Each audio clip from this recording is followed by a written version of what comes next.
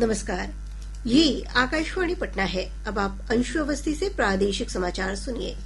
पहले मुख्य समाचार। प्रधानमंत्री नरेंद्र मोदी ने कहा, किसानों का कल्याण उनकी सरकार की सर्वोच्च प्राथमिकता। किसानों की आय बढ़ाने के लिए सरकार संकल्पित। केंद्रीय गृह मंत्री अमित शाह कल सीतामढ़ी जिले के पुनौरा धाम में माता जानकी मंदिर के निर्माण कार्य का शिलान्यास करेंगे। उपराष्ट्रपति पद के चुनाव के लिए नामांकन दाखिल करने की प्रक्रिया आज से शुरू। इच्छुक उम्मीदवार 21 अगस्त तक नामांकन पत्र दाखिल कर सकते हैं। और गंगा, सोन और बागमती नदी के जलस्तर में हो रही लगातार वृद्धि से तटवर्ती इलाके बाढ़ की चपेट में। अब समाचार विस्तार से। प्रधानमंत्री नरेंद्र मोदी ने कहा है कि भारत अपने किसानों के हितों से कभी समझौता नहीं करेगा। नई दिल्ली में एमएस स्वामीनाथन शताब्दी अंतर्राष्ट्रीय सम्मेलन को संबोधित करते हुए श्री मोदी ने कहा कि सरकार किसानों की आय बढ़ाने और खेती पर लागत कम करने के लिए निरंतर प्रयास कर रही है। उन्होंने कहा कि सरकार का मानना है कि राष्ट्र की प्रगति का आधार किसानों की शक्ति है। हमारे लिए अपने किसानों का हित सर्वोच्च प्राथमिकता है। भारत अपने किसानों के, पशुपालकों के और मछुआरे भाई बहनों के हितों के साथ कभी भी समझौता नहीं करेगा। और मैं जानता हूं व्यक्तिगत रूप से मुझे बहुत बड़ी कीमत चुकानी पड़ेगी, लेकिन मैं इसके लिए तैयार हूं। श्री मोदी ने कहा कि डॉक्टर स्वामीनाथन ने भारत को खाद्य उत्पादन में आत्मनिर्भर बनाने के आंदोलन का नेतृत्व किया। प्रधानमंत्री ने कहा कि भारत दुग्ध, दाल और जूट के उत्पादन में विश्व में नंबर 1 है। उन्होंने कहा कि पिछले वर्ष देश में अब तक का सबसे अधिक अन्न उत्पादन हुआ। श्री मोदी ने कहा कि डॉक्टर स्वामीनाथन ने जैव खुशहाली का मंत्र दिया।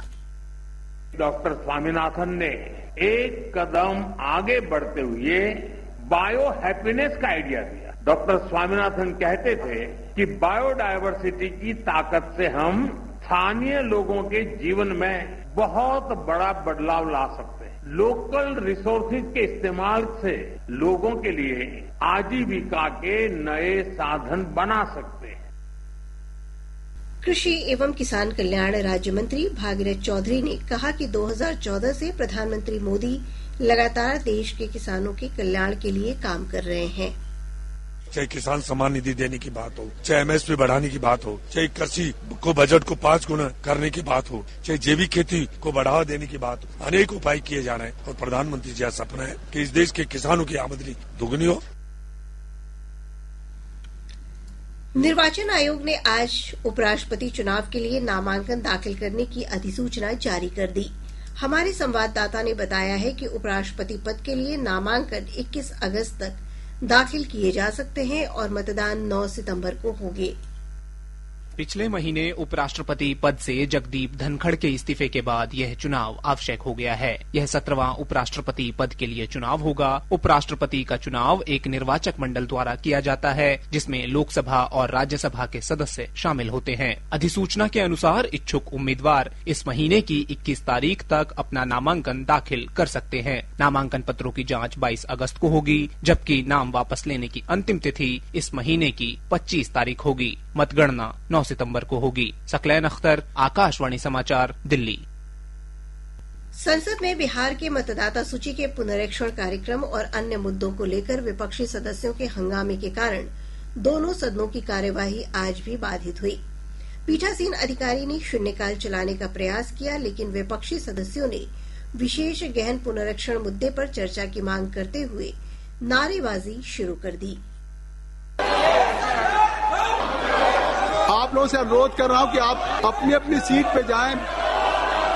नहीं, अगर आप कोई बात चाहते हैं, नहीं, आप लोकसभा के बेल में भी रहेंगे और विधेयक पे चर्चा भी नहीं करेंगे, इस लोकसभा को बाधित करेंगे, सत्र की कार्रवाई बाधित करेंगे। ऐसे सदन नहीं चलेगा। लोकसभा की कार्रवाई आप सदन को नियमित चलाना चाहते सुचारू रूप से, तो औजला साहब बैठिए, बर्वे साहब बैठिए। आप इधर राज्यसभा में भी विपक्षी सदस्यों के हंगामे के कारण कार्यवाही बाधित हुआ। उपसभापति हरिवंश ने कहा कि राज्यसभा की कार्यवाही में लगातार बाधा से 51 घंटे से अधिक का समय बर्बाद हो गया। हमारे पास 180 स्पेशल मेंशंस रेज करने का मौका था, लेकिन लगातार व्यवधान के कारण हम केवल 13 start questions, 5 zero hour submissions और 17 स्पेशल मेंशंस ही ले पाए। व्यवधान के कारण इस सत्र में तक 51 घंटे 30 मिनट हम गंवा चुके हैं। हमारी जिम्मेदारी देश की जनता के प्रति है। आप हाउस में ऑर्डर बनाए रखें, मैं आपको बोलने का मौका दूं। जनता दल यूनाइटेड के राज्यसभा सांसद संजय झा ने आकाशवाणी समाचार से बातचीत में कहा कि बिहार में विशेष गहन पुनरीक्षण एसआईआर कोई मुद्दा नहीं है। उन्होंने कहा कि चुनाव आयोग ने बिहार में एसआईआर का काम बखूबी किया है। श्री झा ने बताया कि आयोग ने आपत्तियां भी मांगी हैं, लेकिन अभी तक किसी भी दल ने आयोग से संपर्क नहीं किया है। 94% लोगों ने अप्लाई कर दिया, 7% लोग जो नहीं किए उसका भी डिटेल इलेक्शन कमीशन ने दे दिया। इलेक्शन कमीशन ने यहाँ तक कहा कि भाई अगर ऑब्जेक्शन है 1 महीने का समय है, आप आकर के कागज दिखाइए, उसको ठीक किया जाएगा अगर सही होगा तो। बिहार में जो विपक्ष के नेता है दिखाए कि हमारा वोटर लिस्ट में नाम नहीं है, इलेक्शन कमीशन ने कागज दिखा दिया कि आपका नाम है, पता चला कि वो दूसरा एपिक दिखा रहे थे। सर्वोच्च न्यायालय ने न्यायमूर्ति यशवंत वर्मा की याचिका को खारिज कर दिया है। याचिका में उन्होंने 3 सदस्यीय आंतरिक जांच समिति के निष्कर्ष वाले उस प्रस्ताव को चुनौती दी थी जिसमें उन्हें हटाने की सिफारिश की गई थी।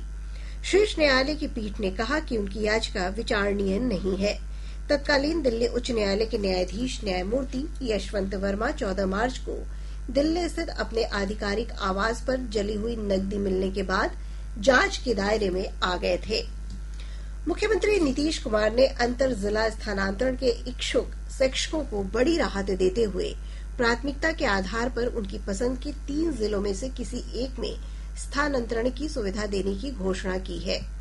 शिक्षक लंबे समय से इसकी मांग कर रहे थे। श्री कुमार ने आज सोशल मीडिया पोस्ट पर बताया कि विकल्प प्राप्त होने के बाद शिक्षकों का उन्हीं जिलों में पदस्थापन किया जाएगा।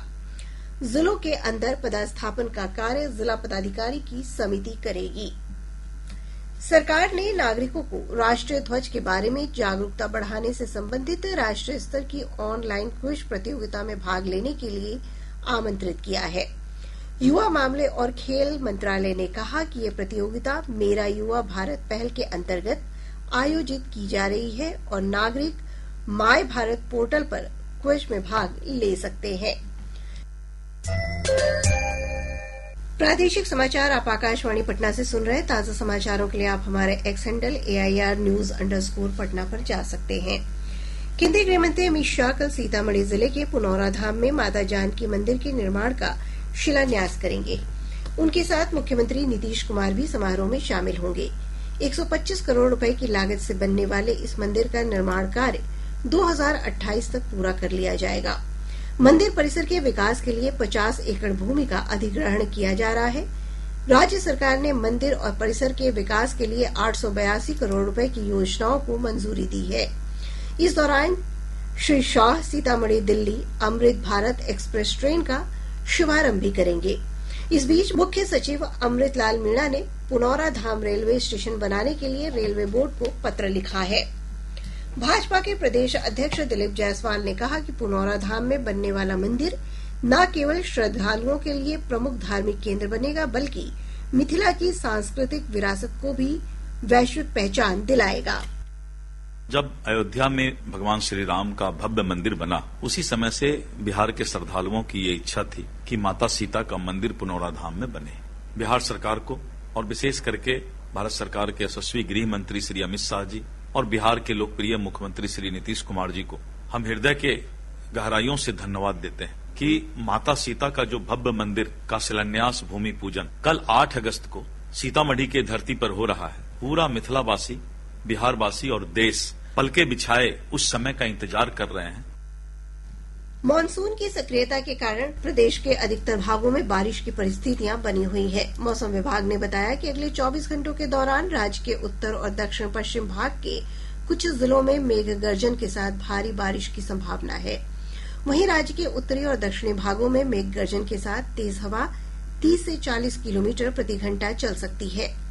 मौसम विज्ञान केंद्र पटना के पूर्वानुमान के अनुसार कल पूर्णिया, कटिहार, अररिया, किशनगंज जिलों में अति भारी बारिश की संभावना है।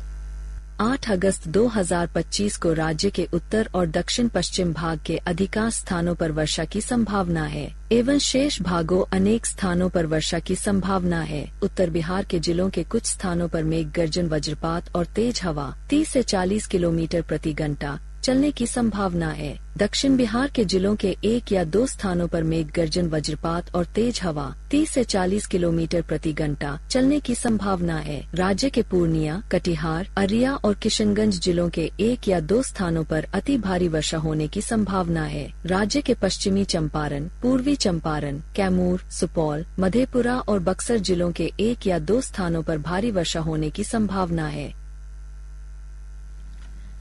पड़ोसी राज्यों के साथ ही राज्य के विभिन्न भागों में बारिश के कारण गंगा, सोन, गंडक, बूढ़ी गंडक, बागमती समेत सभी नदियों का जलस्तर तेजी से बढ़ रहा है।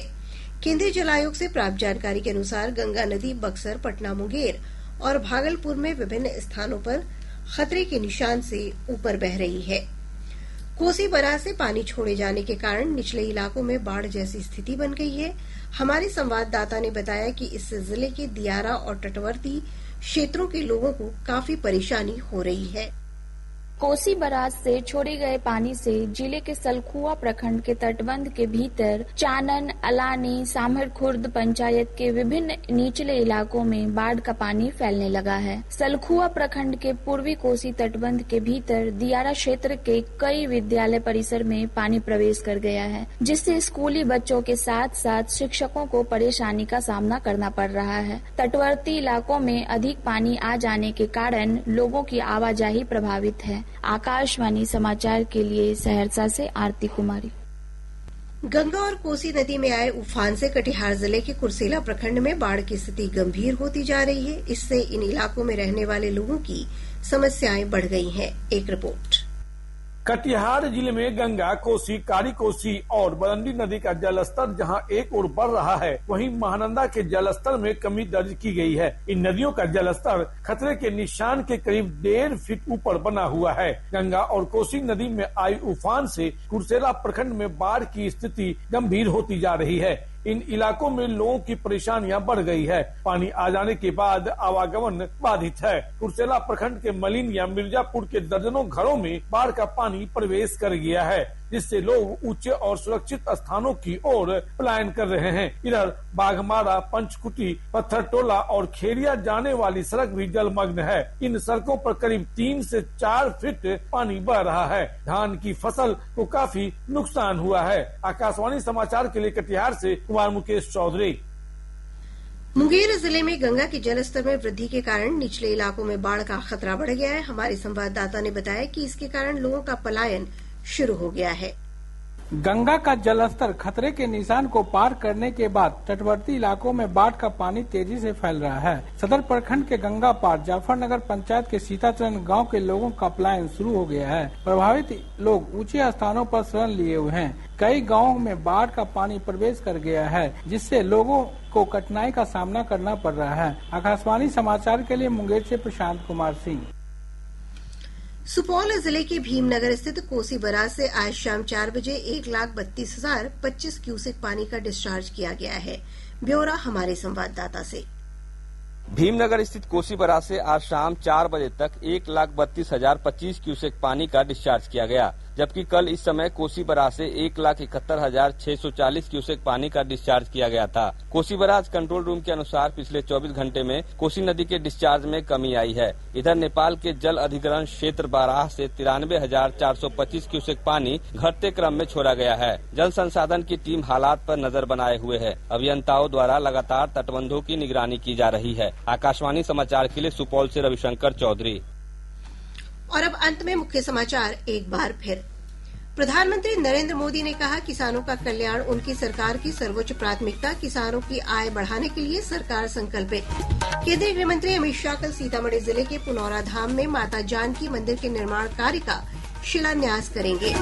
उपराष्ट्रपति पद के चुनाव के लिए नामांकन दाखिल करने की प्रक्रिया आज से शुरू। इच्छुक उम्मीदवार 21 अगस्त तक नामांकन पत्र दाखिल कर सकते हैं। और गंगा, सोन और बागमती नदी के जलस्तर में हो रही लगातार वृद्धि से तटवर्ती इलाके बाढ़ की चपेट में। इसके साथ ही आकाशवाणी पटना से प्रसारित प्रादेशिक समाचार का ये अंक समाप्त हुआ। आकाशवाणी पटना से अगला समाचार बुलेटिन प्रातः 8:48 से प्रसारित किया जाएगा।